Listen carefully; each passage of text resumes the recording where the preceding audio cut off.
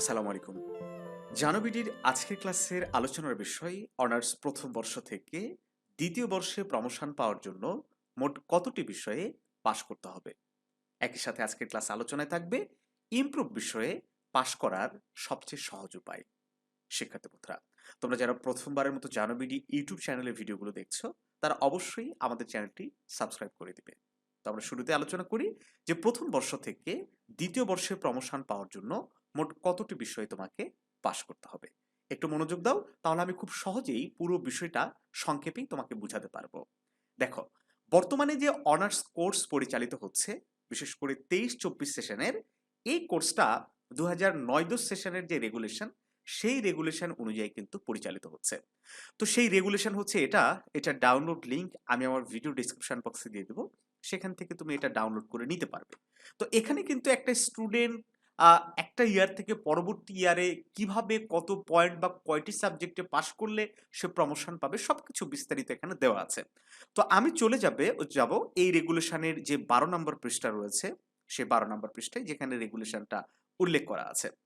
দেখো, এটা হচ্ছে 12 নম্বর পেজ, একদম নিচের দিকে 15 নম্বর অনুচ্ছেদে বলা আছে, গ্রেডিং পদ্ধতির সম্মান পরীক্ষায় বিএ, বিএসএস, বিবিএ এবং বিএসসি এর ক্ষেত্রে প্রথম বর্ষ থেকে দ্বিতীয় বর্ষে প্রমোশনের জন্য অন্তত 3টি তাত্ত্বীয় কোর্সে ন্যূনতম ডি গ্রেড পেতে হবে। ভালো করে বুঝবা, একটু ছোট লেখা, আমি আরো একটু জুম করে দিচ্ছি যাতে বুঝতে পারো।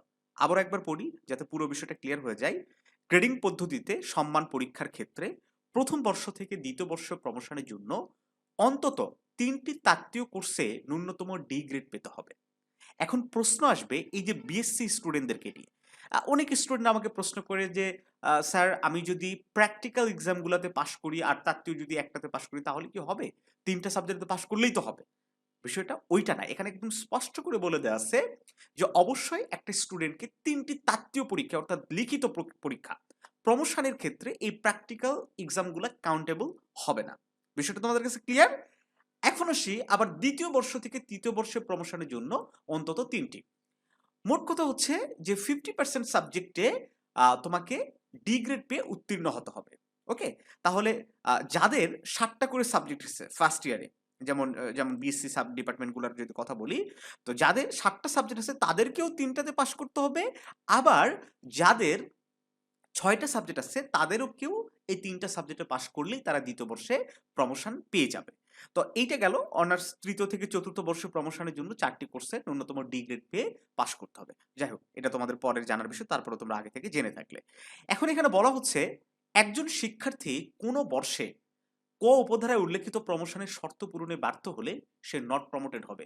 ওই যে উপধারা মানে এই যে যেখানে বলা হলো যে ন্যূনতম 3টি বিষয় তোমাকে পাস করতেই হবে। হ্যাঁ, ওইটাতে যদি না তুমি যদি পূরণ করতে পারো তাহলে তুমি নট প্রমোটেড হয়ে যাবে। পরবর্তী বছরে অনুষ্ঠিত উক্ত বর্ষের পরীক্ষায় শিক্ষার্থীকে পূর্ববর্তী বছরের পাশকৃত তাত্ত্বিক কোর্সের পরীক্ষা দিতে হবে না।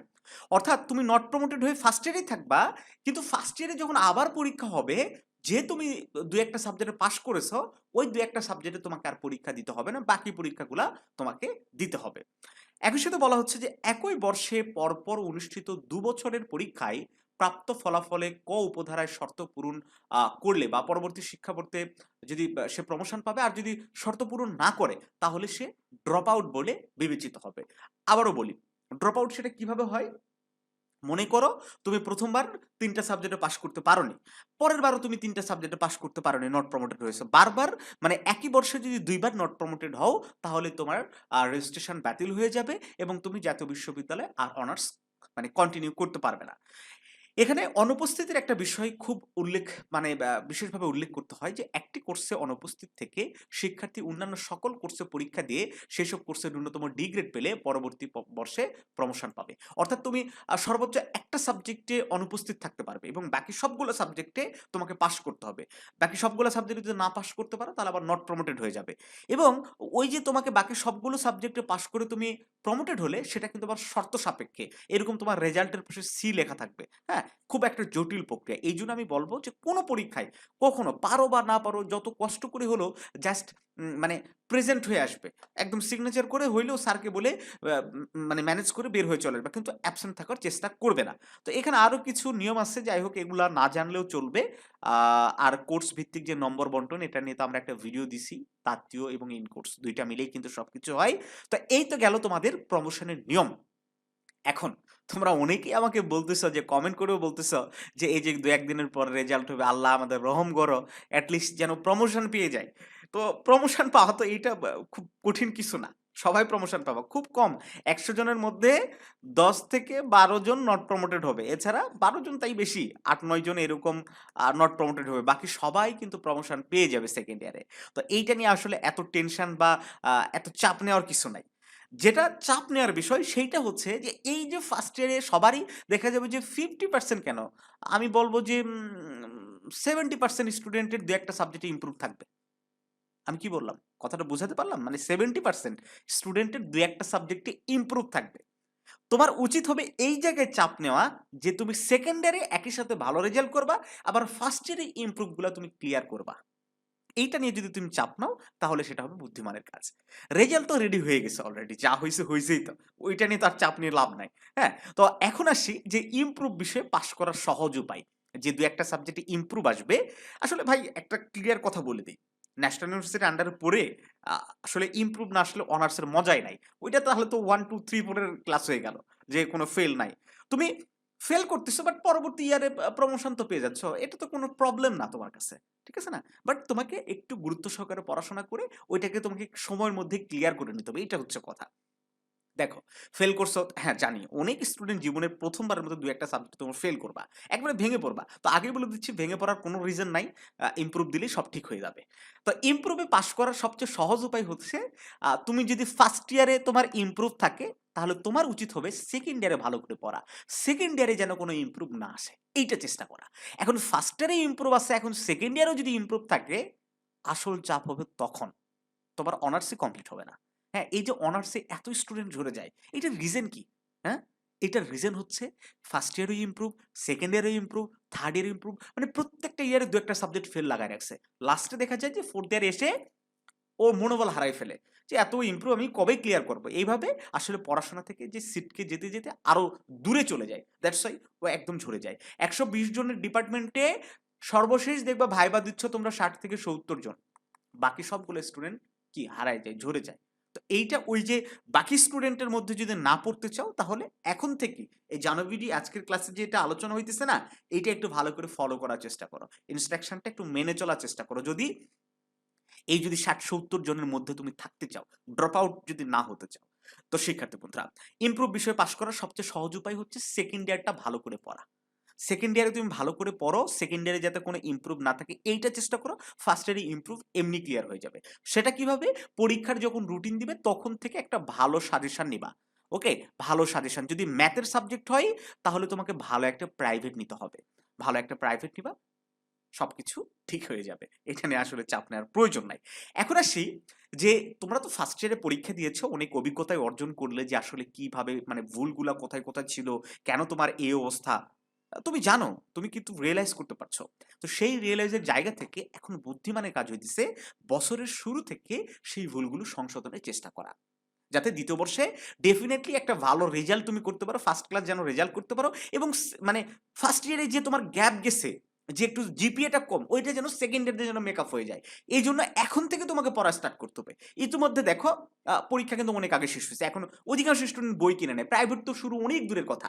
কিন্তু কিছু, কিছু সচেতন স্টুডেন্ট আছে যারা জানবিডিকে নিয়মিত ফলো করে, যারা আমাদের আগের ভিডিওগুলো দেখছে, আগের ক্লাসগুলো করছে, তারা কিন্তু ঠিকই আমাদের কোর্সে জয়েন হয়ে গেছে।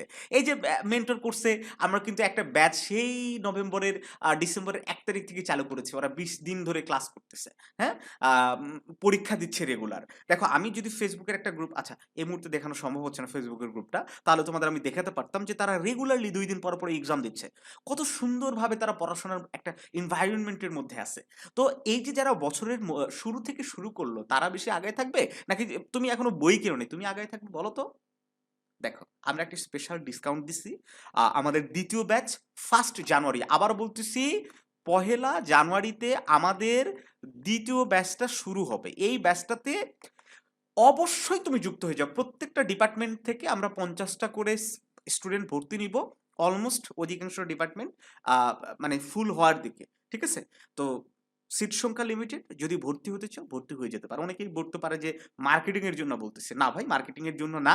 আমাদের সম্বন্ধে তোমরা যারা জানো না, যারা ফার্স্ট ইয়ারে যুক্ত ছিলে তারা জানো যে আমাদের ব্যাচগুলোতে কি পরিমাণে স্টুডেন্ট ভর্তি হয়। হ্যাঁ? তো অনেকেই গুরুত্ব সহকারে পড়ছে, বিষয়গুলোকে গুরুত্ব দিয়ে নিচ্ছে, আবার অনেকেই নিচ্ছে না। যারা নিচ্ছে না তারা তো দিন শেষে ফল ভোগ করবাই। আর যারা নিচ্ছ তারাও ফল ভোগ করবা। প্রত্যেকটা জিনিসেরই ভালো এবং খারাপ দিক আছে। তুমি যদি ছোট্ট একটা ভালো কাজ করো, ছোট্ট একটা কোনো কিছুর জন্য পরিশ্রম করো, ওইটার জন্য তুমি ফল পাবা।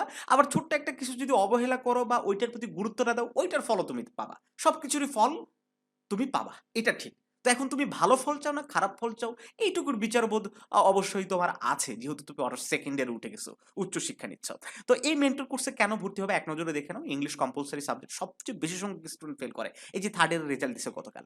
কোন সাবজেক্টে যেন সবচেয়ে বেশি ফেল করছে জানো? 1,60,000 এর মধ্যে 52,000 স্টুডেন্ট ফেল করেছে। ডিরেক্ট মানে ফেল করেছে। কোন সাবজেক্টে সবচেয়ে বেশি? এই ইংলিশ কম্পালসরি। ইংলিশ কম্পালসরি একটা পুরাটা ইংলিশ ভার্সন সাবজেক্ট, প্রশ্ন হয় ইংলিশে, অ্যান্সার করতে ইংলিশে, এবং প্রচুর একটা গ্রামাটিক্যাল নিয়মের ব্যাপার-স্যাপার আছে। ভালো করে না পড়লে এই সাবজেক্ট আসলে পাস আসে না। তো এই সাবজেক্টে আমরা ক্লাস করাবো, তোমাকে পাস করার নিশ্চয়তা আমরা দিব। পাস তোমার হবেই। ঠিক আছে? যদি আমাদের ইনস্ট্রাকশন ফলো করো। কোর্সে ভর্তি তুমি ক্লাস করলে না, পরীক্ষা দিলে না, সেক্ষেত্রে তো ফেল করবা।